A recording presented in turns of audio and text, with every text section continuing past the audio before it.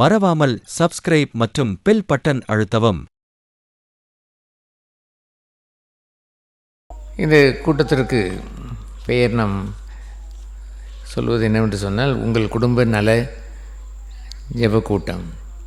உங்கள் எல்லா கஷ்ட நஷ்டங்களுக்கும் ஜெபித்து இரட்சகர் இயேசுவினுடைய ஆசீர்வாதம் பெற்றிட நாம் வந்திருக்கிறோம்.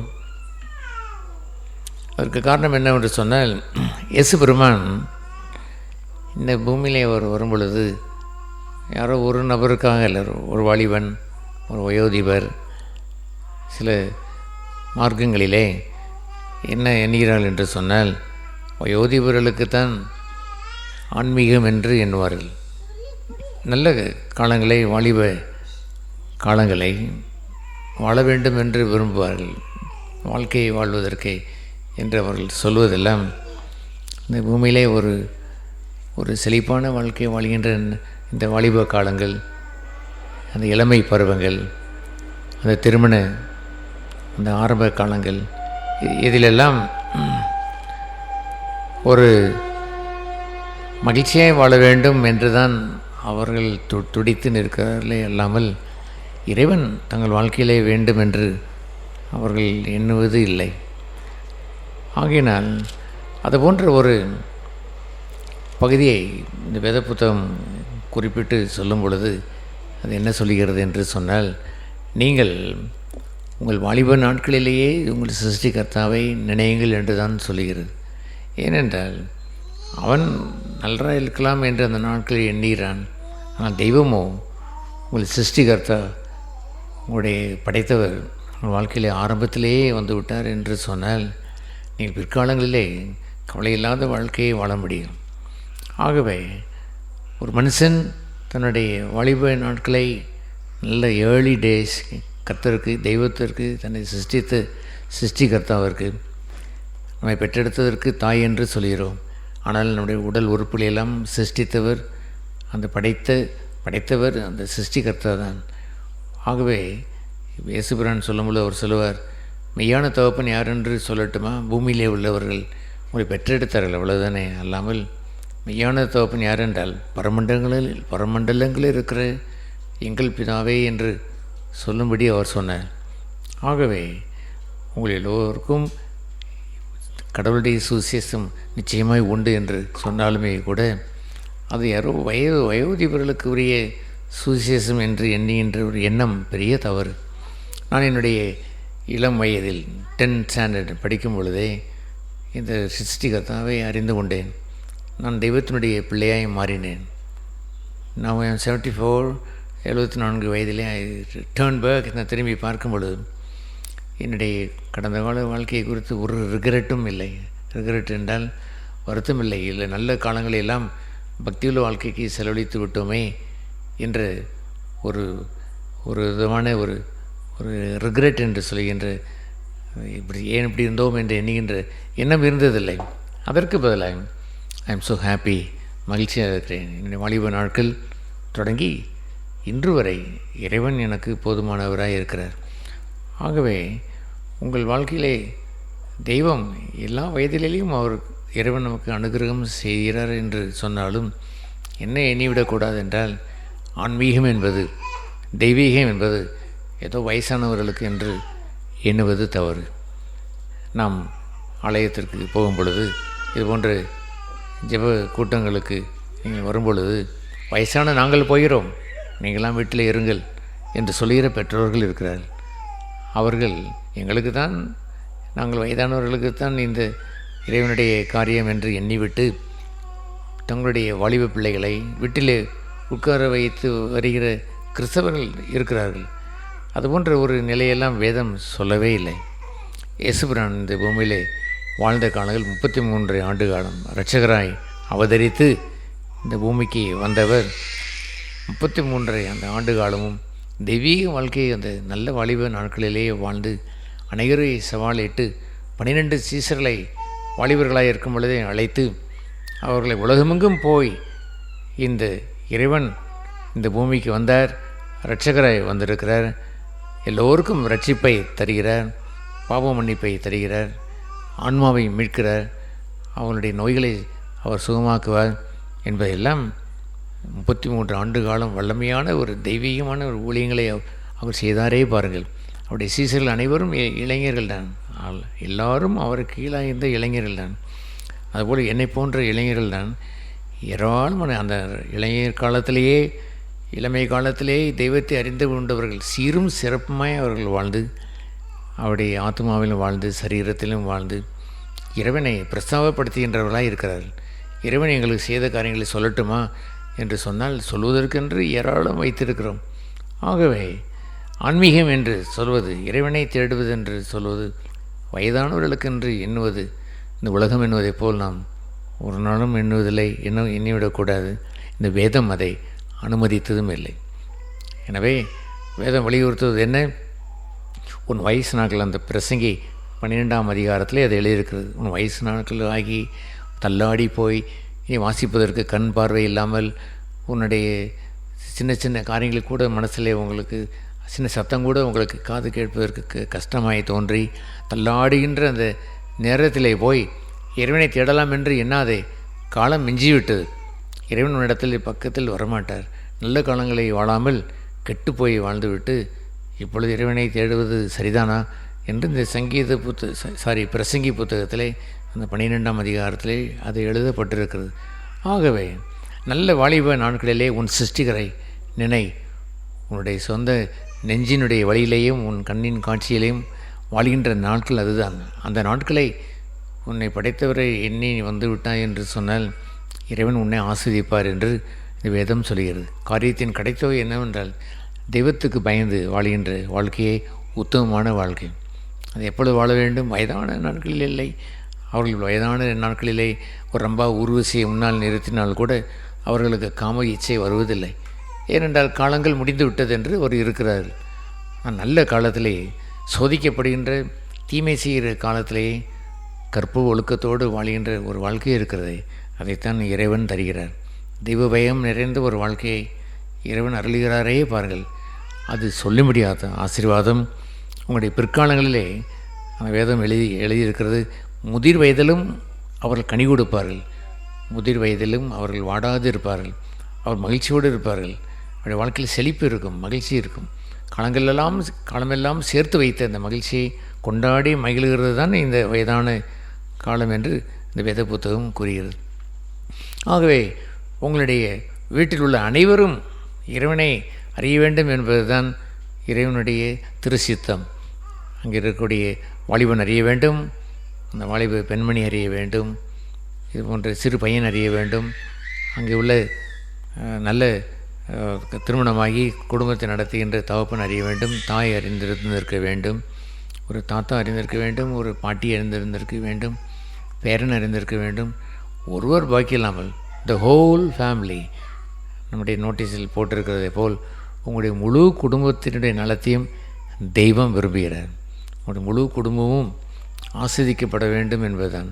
முழு குடும்பத்தில் உள்ள நபர்கள் அத்தனை பேரும் ஆஸ்வதிக்கப்பட வேண்டும் என்பதுதான் இறைவனுடைய விருப்பம். ஆகவே பல நிகழ்ச்சிகள் இருக்கிறது வேத புத்தகத்திலே. அது ஒரே ஒரு சின்ன நிகழ்ச்சியை மாத்திரம் சொல்லி நம்ம அதை கவனித்து உற்று நோக்க கடவோம்.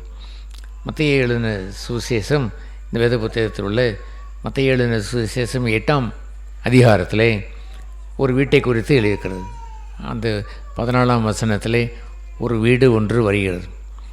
இயேசு பெருமான் அந்த வீட்டிற்கு சென்றார். அந்த வீட்டிலே இருக்கிற அந்த நபர், அந்த வீட்டு தலைவன் பெயர் பேதுரு என்று பெயர்.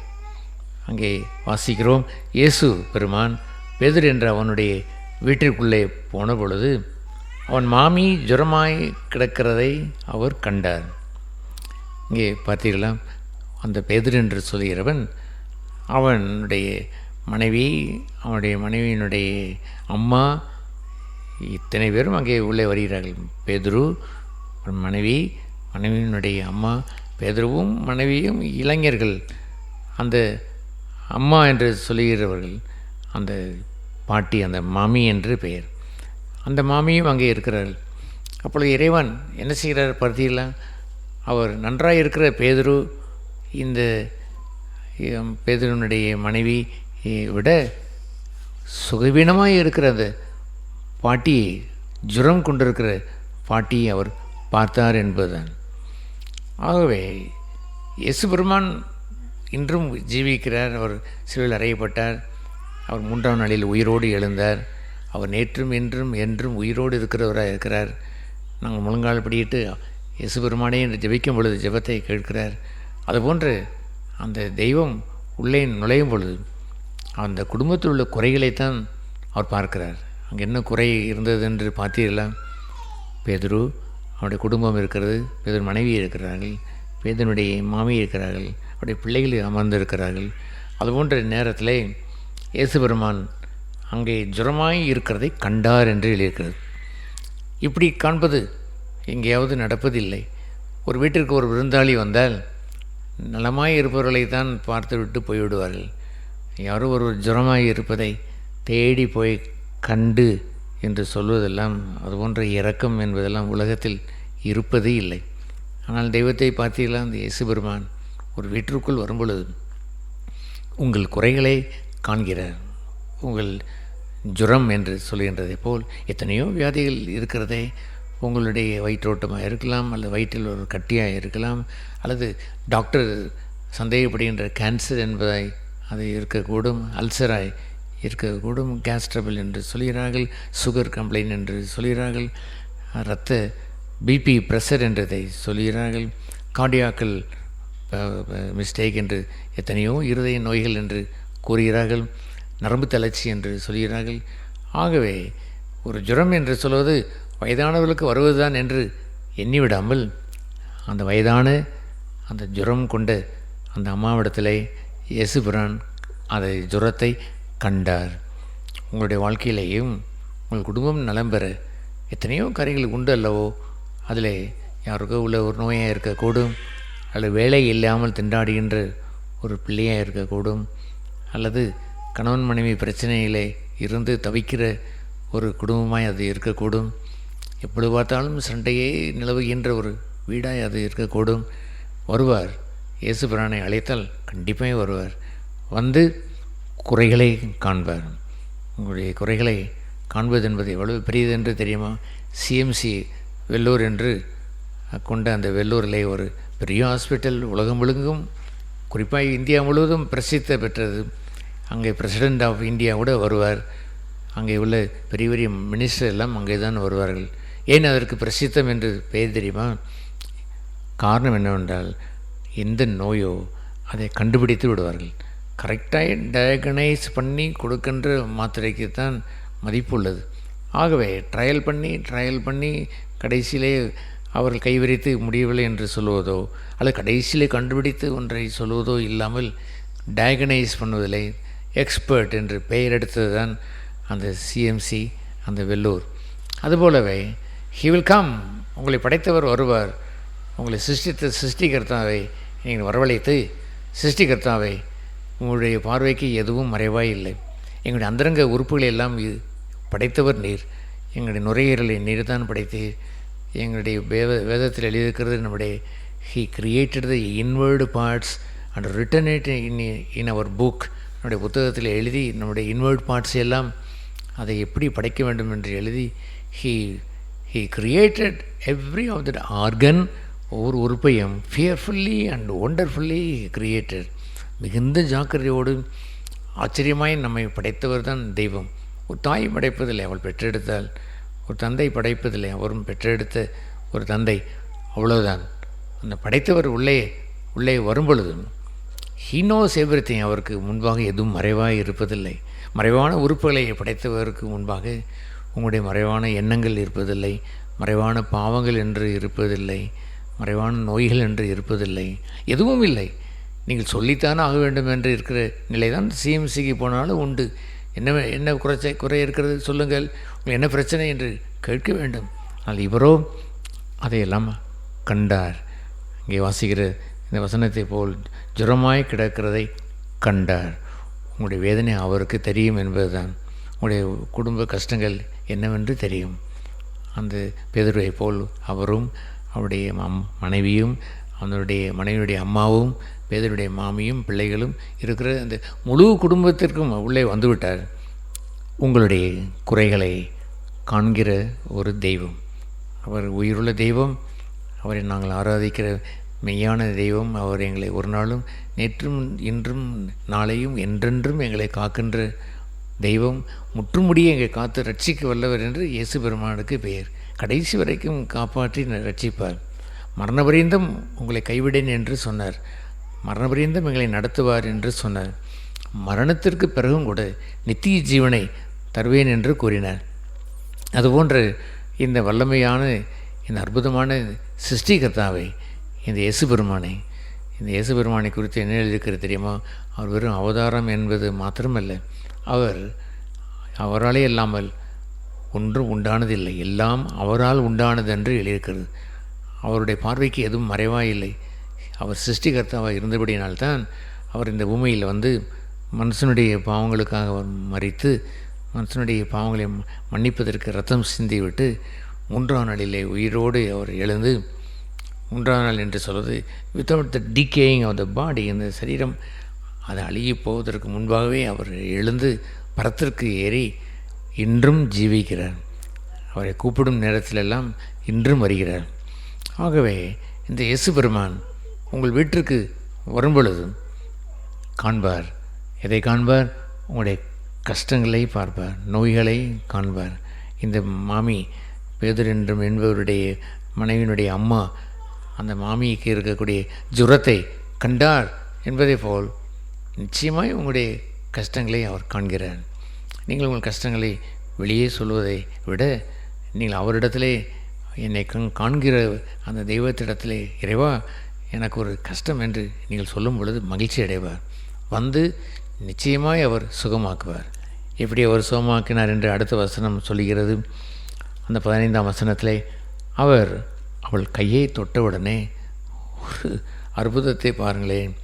ஒரு வயதான ஒரு அம்மா இருக்கிறார்கள், அவருக்கு ஜுரம் பிடித்திருக்கிறது.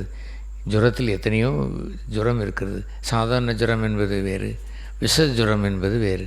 விஷ ஜுரம் என்பது பரவிவிடும். வைரல் என்பது தொட்டு தொட்டு பரவுதான் விஷ ஜுரம். அது என்னென்னவோ நோய்களுக்கு அடுத்த ஒரு ஜுரம் தான். அதெல்லாம் தெய்வம் பார்ப்பதில்லை. தொட்டார் என்பதுதான் அவருடைய அன்பு. ஒரு தெய்வம் உங்களை தொடுவதும் நீங்கள் கஷ்டப்படுகின்ற நேரத்தில் உங்களுடைய வேண்டுதலை கேட்டு உங்களை தொடுகிறாரே பாருங்கள். அந்த பேரன்பை பாருங்கள், அந்த தெய்வ அன்பை பாருங்கள். அவர் மிகுந்த அன்புள்ளவர். ஒரு முறை ஒரு மனுஷன் கேட்டான், உமக்கு சித்தமானால் என் குஷ்டரோகத்தை சொஸ்தமாக்கும் என்று கேட்டான். ஏனென்றால் குஷ்டரோகம் பிடித்தவன், அழுகி உடம்பெல்லாம் நாரிப்போய் கிடக்கிறவன், அவன் என் அன்னையெல்லாம் சுகமாக்க முடியுமா என்று அவன் ஆச்சரியப்பட்டு கேட்டான். உமக்கு விருப்பமா? உமக்கு விருப்பமானால் என்னை சுகமாக்கக்கூடாதா? அவர் சொன்னார், எனக்கு 100க்கு 100 விருப்பம் என்று சொல்லி அவனை தொட்டார். குஷ்டரோகியை தொடாத காலம் அந்த நாட்கள். அவரோ குஷ்டரோகியை தொட்டு சுகமாக்கினதும் அல்லாமல் மகனே என்று பெயர் சொல்லி அழைத்தார். உன்னுடைய குஷ்டம் சுகமானது என்று சொன்னார். மகளே என்று சொல்வார், மகனே என்று சொல்வார். சொந்தம் கொண்டாடி தெய்வம் தான் சிருஷ்டித்த ஒரு பிள்ளைக்கு ஒரு சுகவீனம் என்றால் அவன் குஷ்டரோகி இருந்தால் என்ன, வேறு எந்த வியாதி இருந்தால் என்ன, அவர் ஒரு நாளும் தொடாமல் இருக்க மாட்டார். ஒரு உலகத்தில் உள்ள டாக்டர் கூட தொட்டு தான் பார்க்கிறார். வேண்டுமானால் க்ளவுஸை மாட்டிக்கொண்டு பார்ப்பார். ஆனால் அவரோ அன்பின் நிமித்தம் உங்களை தொடுவார். உங்களை தொட்டு அவர் சொன்னார், அவர்களுடைய கையை தொட்டு அடுத்த நிமிடமே உடனே ஜுரம் அவளை விட்டு நீங்கிற்று. மாமருந்து என்று இயேசுவுக்கு பெயர். அவர் குருமருந்து வானத்திலிருந்து இறங்கி வந்து மாமருந்து என்று இயேசுவுக்கு பெயர். அவர் வாயிலே கொடுக்குற மருந்தை விட தொட்டவுடன் நோய் குணமானதே பாருங்கள். தெய்வமே ஒரு மாமருந்தாய் நமக்கு இருந்து பூரண சுகத்தை அவர் தருகிறார். அது அற்புதமான ஒரு ஆச்சரியமான செயல் அல்லவா? அவரே வருகிறார், இறைவா என்னை தொட்டு சுகமாக்கும் என்று நீங்கள் கேட்கும் பொழுது உங்களுடைய பிரச்சனை எதுவாக இருந்தாலும் he will touch it. அவர் வந்து தொட்டால் போதும். ஏனென்றால் சர்வ வல்லவர், நான் படித்ததை போல் வல்லவர், சர்வ வல்லவர், பூரண வல்லமை நிறைந்தவர், சகலத்தையும் படைத்தவர். ஒன்றும் அவருடைய பார்வையிலே மறைந்திருக்கவில்லை. நன்மையே செய்ய வேண்டும் என்று விரும்புகின்ற இரட்சக பெருமான் அவர் வருவார். வந்து உங்களை தொட்டால் பூரண சுகத்தை நீங்கள் அடைந்து விட முடியும். அங்கே என்ன எழுதியிருக்கிறது? அவளை தொட்டவுடனே அவளுடைய ஜுரம் அவளை விட்டு நீங்கிற்று. எத்தனை காலம் படுத்திருந்தாலோ தெரியவில்லை. ஆனால் அவளுடைய ஜுரம் தொட்டவுடனே நீங்கிற்று. இறைவனுடைய ஒரு தொடர்பு இருக்கிறதே, தெய்வத்தோடு வைத்து கொள்கின்ற ஒரு உறவு இருக்கிறதே, அது மிகவும் முக்கியம். இறைவா, நான் உம்முடைய உறவை நான் விரும்புகிறேன். நான் உம்முடையவனாய் உம்முடையவளாய் நான் மாற விரும்புகிறேன். பெருமானே, உம்மை நான் வணங்குகிறேன், என்னை தொட்டு சுகமாக்கும் என்று நீ கேட்டால் மிகுந்த மகிழ்ச்சியோடு உங்கள் வீட்டிற்கு வந்த தெய்வம் உங்களை தொடுவார். தொட்ட உடனே அது என்ன பிரச்சனையாக இருந்தாலும், ஒரு முறை குறைவு என்று இருக்கக்கூடிய ஒரு கல்யாண வீட்டிலே திராட்சை ரசம் இல்லாது இருக்கும்பொழுது தொட்டார். அந்த தண்ணீரை ஊற்றி தொட்ட உடனே அது திராட்சை ரசமாய் மாறி குறைவையெல்லாம் அதை நிறைவாய் மாற்றிவிட்டார். இன்னொரு முறை பசி என்று இருக்கிற நேரத்தில் வெறும் 5 அப்பம் 2 மீன் தான் இருக்கிறது என்று சொன்ன நேரத்தில் இயேசுபெருமான் அதை தொட்டு ஆசீர்வதித்தார். அவ்வளவுதான். இந்த கூடியிருந்த அத்தனை பேர்களும், ஆயிரக்கணக்கான பேரும் புசித்து எல்லோரும் சாப்பிட்டு திருப்தியாக இருந்தால் என்று இந்த வேதம் சொல்கிறது. ஆகவே இயேசுபெருமான் வந்து அவளை தொட்டவுடனே அவளுடைய ஜுரம் நீங்கிற்று. என்ன நடந்தது என்று பார்த்தீர்களாம். This is the most important place. முக்கியமானது என்னவென்று சொன்னால், அவள் எழுந்திருந்து அவரை தெய்வமாய் ஏற்றுக்கொண்டு அவரை சேவித்தாள் என்று எழுதியிருக்கிறது. அவருக்கு பணிவிடை செய்தாள். இதை கேட்குற அன்பான சகோதரிகளே, தெய்வம் நம்மை ஒன்றும் கேட்பதில்லை. உங்களிடத்திலிருந்து காசு பணம் கேட்பதில்லை, காணிக்கை கேட்பதில்லை, அல்லது நேர்த்திக்கடன் எடுக்க வேண்டும் என்று சொல்லுவதில்லை. உங்களை சுகமாக்குவதற்கு இத்தனை நாட்கள் ஆகும் என்று காலக்கெடுவும் விதிப்பது இல்லை. உடனே சுகமாக்குவார். அவர் கேட்பதெல்லாம் ஒன்றே ஒன்றுதான், தெய்வத்தை நீங்கள் பணிவிடை செய்வது, தெய்வத்தை ஏற்றுக்கொள்வது, அவர் தெய்வமாய் ஏற்றுக்கொள்வதுதான். தெய்வமாய் ஏற்றுக்கொள்வது ஒரு சிலையை வைத்து இது வைத்துக்கொள் என்று ஒரு புது சிலையை கொடுத்து வைத்து ஏற்பதில்லை. தெய்வத்தை உங்களுடைய இருதயத்திலே, உங்களுடைய மனதிலே ஏற்றுக்கொள்வதுதான். அவருடைய நாமத்திலே விசுவாசம் உள்ளவர்களாய் அவரை ஏற்றுக்கொண்டவர்கள் எத்தனை பேர்களோ அத்தனை பேர்களும் தெய்வத்தின் பிள்ளைகளாய் மாறுவதற்கு அவர்களுக்கு அதிகாரம் கொடுத்தார் என்று அந்த யோவான் எழுதின சுவிசேஷம் 1ஆம் அதிகாரம் 16ஆம் வசனத்திலே நாம் வாசிக்கிறோம். அவரை ஏற்றுக்கொள்கின்ற இடம் என்ன? உங்கள் வீட்டிலே ஏற்றுக்கொண்டதைப் போலவே உங்களுடைய உள்ளத்திலும் நீங்கள் ஏற்றுக்கொண்டால் தெய்வத்தின் பிள்ளைகளாய் மாறுவீர்கள். அதற்கு பெயர் தான் அந்த சுகமான அந்த பேதுரு மாமி பணிவிடை செய்தால், அவருக்கு ஆராதனை செய்தால், அவரை தெய்வமாய் மனதிலே ஏற்றுக்கொண்டால். வெளியே அல்ல, வெளியே ஏற்றுக்கொள்வது மதமாற்றம் என்று சொல்வார். அது அல்ல, சர்வவல்ல தெய்வத்தை நீங்கள் இருதயத்திலே ஏற்றுக்கொள்வது தான் மேலான பாக்கியம். அதுபோன்று ஒரு பகுதியை அதை சொல்லிவிட்டு கீழே அடுத்தது நிறைய எழுதியிருக்கிறது. அங்கே பிசாசு பிடித்தவர்கள் வந்தார்கள், அங்கே அசுத்தாவிகள் பிடித்தவர்கள் வந்தார்கள். ஒரு பிணியாளி அல்ல, பலவிதமான பிணியாளிகள் வந்தார்கள். அத்தனை பேரையும் அவர் சுகமாக்கினார் என்று அடுத்த வசனம் கூறுகிறது. பின்பு ஆச்சரியமான நம் முடிவுரையாய் கூறுகின்ற அடுத்த வசனம் என்னவென்று சொன்னால், அவர்தாமே நம்முடைய பலவீனங்களை ஏற்றுக்கொண்டு நம்முடைய நோய்களை சுமந்தார் என்று ஏசாயா தீர்க்கதரிசியினால் உரைக்கப்பட்டது நிறைவேறியது என்று அங்கே எழுதியிருக்கிறது. இதை கேட்டீர்களா? தெய்வம் நம்மை சுகமாக்கின பொழுது சொல்வது என்னவென்று தெரியுமா? உங்கள் நோய்களை நானே சுமந்து கொண்டேன் என்று சொல்லுகிறார். நீங்கள் போய் உங்களுடைய பிள்ளை சாக கிடக்கிற ஒரு பிள்ளையை பார்த்து, இறைவா இந்த நோய் எனக்கு வரட்டும், என் பிள்ளை சுகமாட்டும் என்று கேட்டால் அது நடைபெறுவதில்லை. ஆனால் ஏனென்றால் நாமே பலவீனர்கள், நாமே வருத்தப்பட்டு பாரம் சுமப்பவர்கள். நாம் எப்படி பிறருடைய பாரத்தை சுமக்க முடியும்? ஆனால் தெய்வம் நம்முடைய பலவீனங்களை சுமந்தார் என்று எழுதியிருக்கிறது. நம்முடைய நோய்களை அவர் சுமந்தார். அவர் சுகமாக்கிவிட்டு அந்த நோய்களை நானே சுமந்து கொண்டேன் என்று அவர் கூறுவார். யாருக்கு கூறுவார்? யாரெல்லாம் அவரிடத்திலே வந்து இறைவா என்னை தொட்டு சுகமாக்கும் என்று கேட்டார்களோ அவர்களை சுகமாக்கிவிட்டு சொல்லுவார், உன் நோய்கள் போய்விட்டது, உன் நோய்களை நானே சுமந்தேன் என்று சொல்லுவார். ஒரு முறை ஒரு கொடிய ஒரு பாவியாகிய ஒரு வேசியாகிய ஒரு பெண்ணை முன்னால் கொண்டு வந்து தூக்கி போட்டார்கள். அப்பொழுது அந்த இயேசுபெருமான் பார்த்து அந்த வேசி பெண்ணை பார்த்து, அந்த வேசியான பெண்ணே, உன் பாவங்கள் உனக்கு மன்னிக்கப்பட்டது என்று சொன்னார். உன்னுடைய பாவங்கள் உன்னை விட்டு போய்விட்டது என்று சொன்னார். அது ஏனென்று தெரியுமா? அந்த வசனம் சொல்லுகிறது, அவர் நம்முடைய பாவத்தையும் சுமந்தார் என்று கூறுகிறது. நோய்களை மாத்திரமல்ல, என் பாவத்தை அவர் சுமந்து கொண்டார். உங்கள் பாவத்தை தானே சுமந்து கொண்டு விடுதலை தருகிறார் பாருங்கள். அதற்கு பெயர் தான் இரட்சக பெருமான் தருகின்ற ஆச்சரியமான விடுதலையின் நற்செய்தி என்று பெயர்.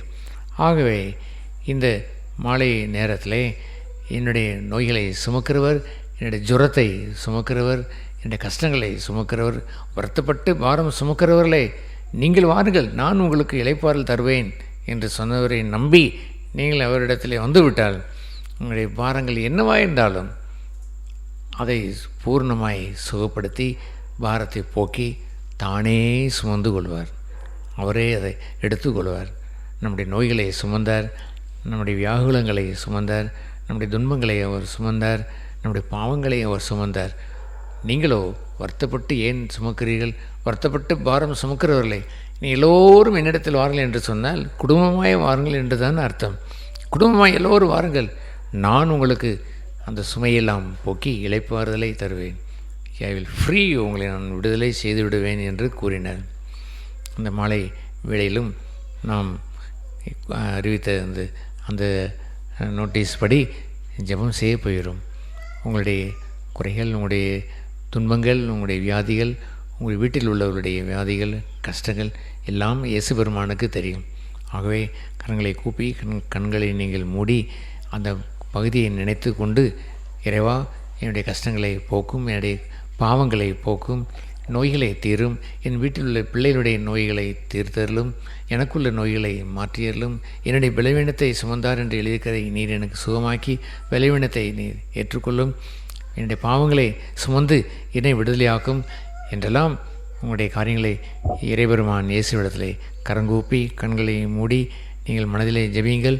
உங்களுக்காக நாங்கள் ஏறெடுக்கிற அந்த ஜெபம் செய்யும் பொழுது இறைவன் அந்த ஜெபத்தை கேட்டு நிச்சயமாய் நீங்கள் உங்கள் வீட்டிலே சுபிட்சத்தை உடனடியாக அவள் சுகமானால் அந்த பேதுருவின் மாமி உடனடியாக ஜுரம் தீர்ந்தது என்று எழுதியிருக்கிறதே போலவே அடுத்த வசனம் சொல்கின்றபடி பல்வேறு வியாதியர்கள் வந்தார்கள், அத்தனை பேருடைய பிணிகளும் குணமாகிவிட்டது.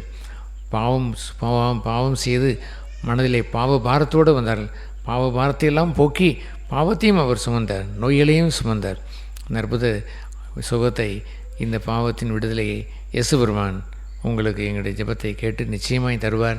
நீங்கள் இருக்கிற இடத்துல அமர்ந்து கைகளை கூப்பி அந்த இறைவனை கண்ணோக்கி பார்த்து கண்களை மூடி அந்த என்னென்ன கஷ்டங்கள் இருக்கிறதோ அந்த இயேசு பெருமானிடத்திலே நீங்கள் உள்ளத்திலே நீங்கள் கூறுங்கள்.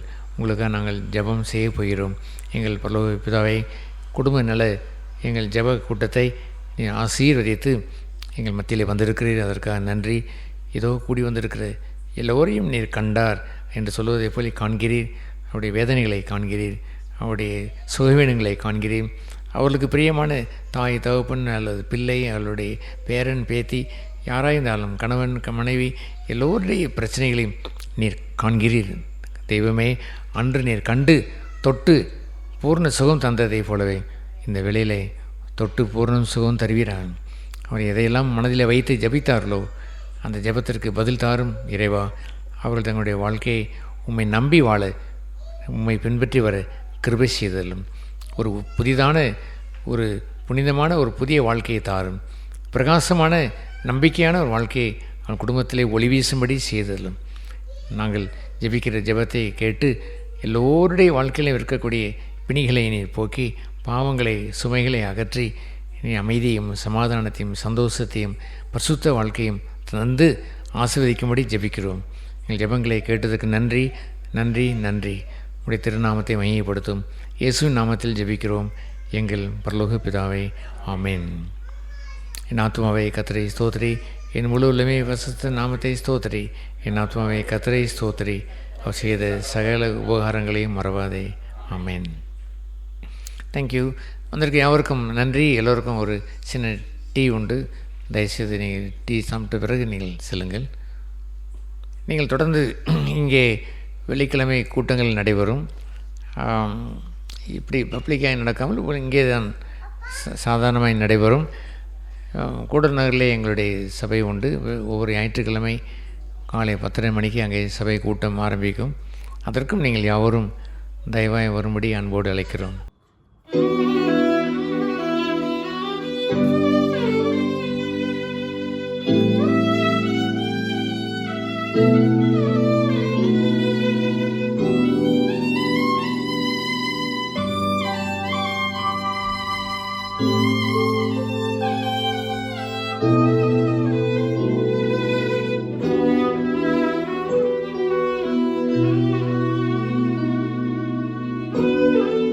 மறவாமல் சப்ஸ்கிரைப் மற்றும் பெல் பட்டன் அழுத்தவும்.